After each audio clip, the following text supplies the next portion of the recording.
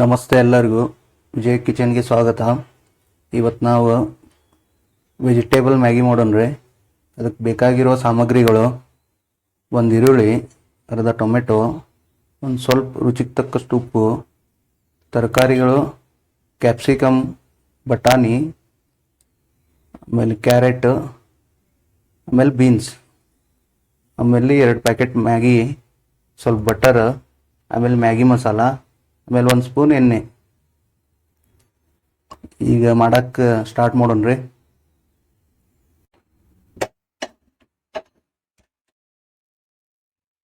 ಮೊದಲ 1 ಸ್ಪೂನ್ ಎಣ್ಣೆ ಹಾಕೋಣ್ರಿ. ಈಗ ಬಟರ್ ಹಾಕೋಣ್ರಿ.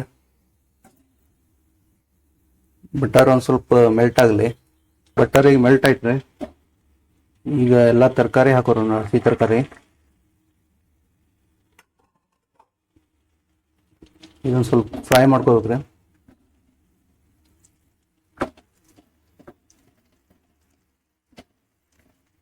ಈಗ ಇದಕ್ಕೆ ಒಂದು ಸ್ವಲ್ಪ ಉಪ್ಪು,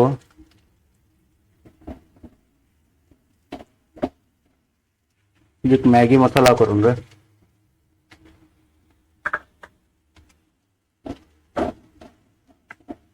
ಈಗ 1 ಗ್ಲಾಸ್ ನೀರು,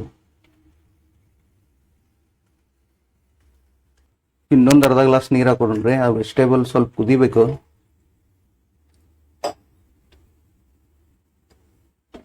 ಇದು ಒಂದು ಕುದಿ ಬರಲ್ರಿ, ಅಲ್ಲಿ ತನಕ ಇದು ಮುಚ್ಚೋಣ. ಈಗ ಇದು ಒಂದು ಕುದಿ ಬಂತು.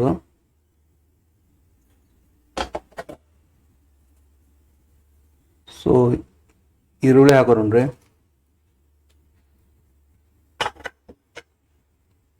ಆಮೇಲೆ ಟೊಮೆಟೊ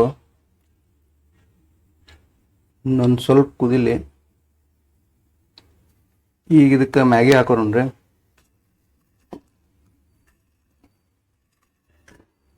ಸೊ ಇದನ್ನ ಚೆನ್ನಾಗಿ ಮಿಕ್ಸ್ ಮಾಡ್ಬೇಕ್ರಿ.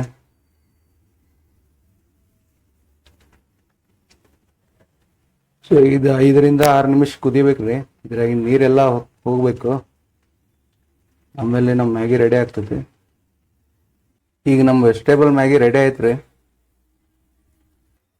ಸೊ ನಿಮಗೆ ಏನಾರ ಈ ರೆಸಿಪಿ ಇಷ್ಟ ಆದರೆ ಒಂದು ಲೈಕ್ ಮಾಡಿರಿ, ಶೇರ್ ಮಾಡಿರಿ, ಹಾಗೆ ಸಬ್ಸ್ಕ್ರೈಬ್ ಮಾಡಿರಿ. Thank you.